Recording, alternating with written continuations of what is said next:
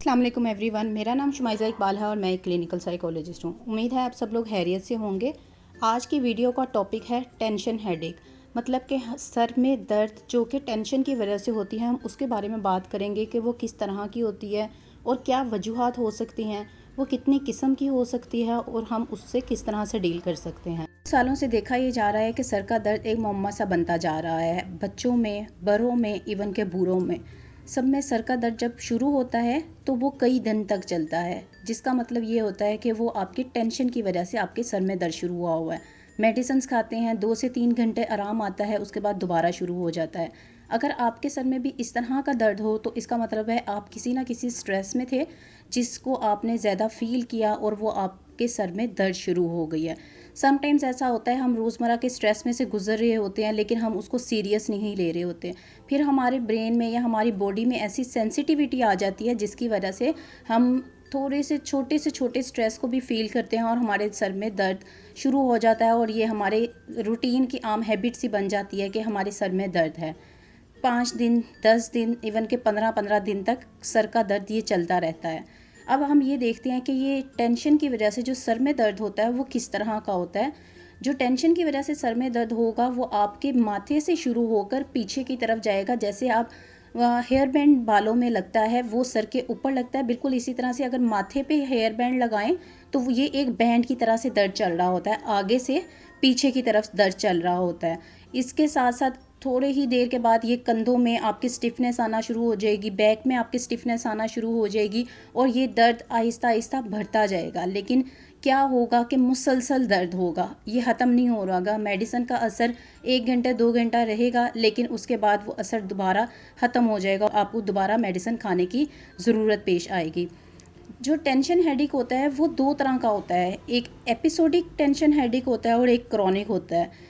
Episodic headache देखा ये गया है कि आधे घंटे से लेकर 15 दिन तक इसका ड्यूरेशन होता है।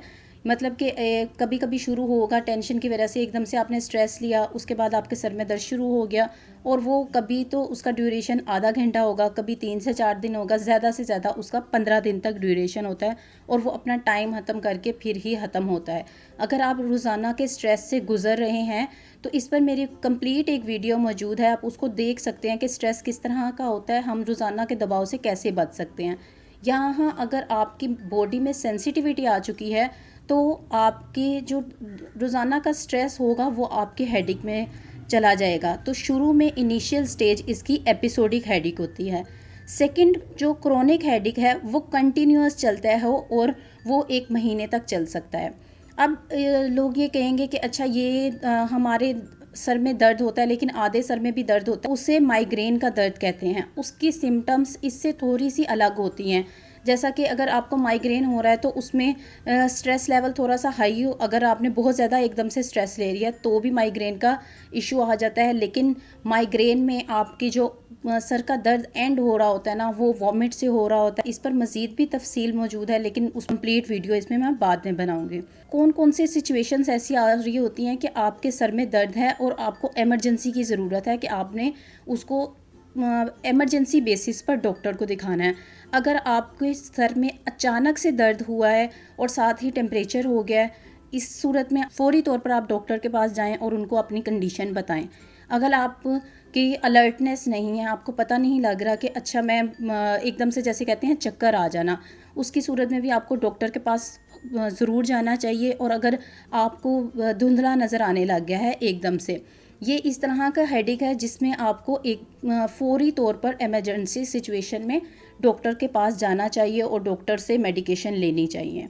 अब बात ये आती है कि आपके जो ये टेंशन हेडेक है ना, इसको हम किस तरह से डील कर सकते हैं। हमारी चूँकि फंक्शनल प्रोडक्टिविटी डिस्टर्ब हो रही होती है, हम डेली रोज़मर्रा का काम नहीं कर पा रहे होते हैं, तो हमें इसको अपनी ड्यूरेशन इसके साथ कोप अप किस तरह से कर सकते हैं कि हमारे सर में दर्द बेहतर हो जाए।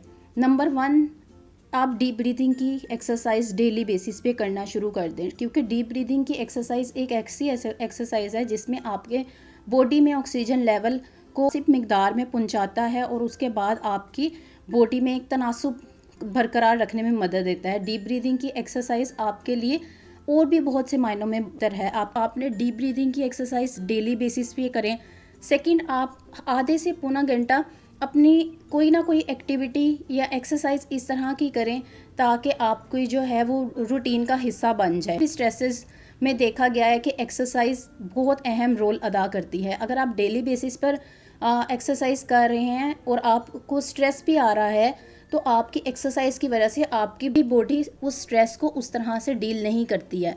आपकी बॉडी में उतनी मुदाफ़ियत मौजूद होती है कि वो आपके रोज़मर्रा के स्ट्रेस को डील कर सके।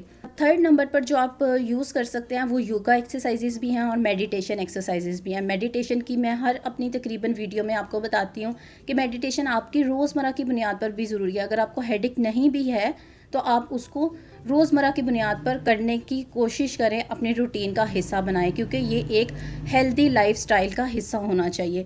इसके अलावा मसल रिलैक्सेशन की एक्सरसाइज होती है जो कि आपकी माइंड को फ्रेश रखती है, आपको आपके स्ट्रेसर से आपको दूर रखती है और हेडेक में करना चाहें तो वो भी आपको बहुत ज़्यादा रिलैक्स करती है। इसके साथ साथ आप अपनी नींद का ख्याल हाथ कर रखें। रिसर्चेस से ये भी साबित होता है कि जिन लोगों को टेंशन हेडेक होती है ना, अगर वो नींद का अपना प्रॉपर ख्याल रखें तो उनकी टेंशन हेडेक आहिस्ता आहिस्ता ख़त्म होना शुरू हो जाती है। इसमें अगर नींद का आप ख्याल नहीं रखते हैं तो ये टेंशन हेडेक तकरीबन हर महीने या हर 15 दिन के बाद आपको शुरू होने का ख़तरा होता है। इसके साथ साथ अगर स्मोकिंग कोई करता है तो उसके कम करें, नशावर चीज़ों के इस्तेमाल को कम कर दें। डाइट सबसे अहम चीज़ है इसमें, डाइट, अपनी डाइट का बहुत ख्याल रखें। ऐसी डाइट लें जिसमें न्यूट्रिएंट्स कंप्लीट आपको मिल रहे हों। आपकी बॉडी की जितनी न्यूट्रिशंस कंप्लीट होंगी उतना ही आपको फ़ायदा होगा। सब फूड ग्रुप्स में से लें, उन सब में से थोड़ी थोड़ी डाइट अपनी लें ताकि आपके जिस्म में किसी भी मिनरल, विटामिन और इन चीज़ों की कमी ना हो। ये तो थी हमारी कुछ टेक्निक्स जो कि आप डेली के स्ट्रेस को कम करके अपनी टेंशन हेडेक को कम कर सकते हैं। उम्मीद है आज की वीडियो आपको अच्छी लगी होगी। वीडियो अच्छी लगी है तो इसको लाइक और शेयर ज़रूर करें और चैनल को सब्सक्राइब करना ना भूलिएगा। इसके साथ ही अपना बहुत सा ख्याल रखें। Take care. अल्लाह हाफ़िज़।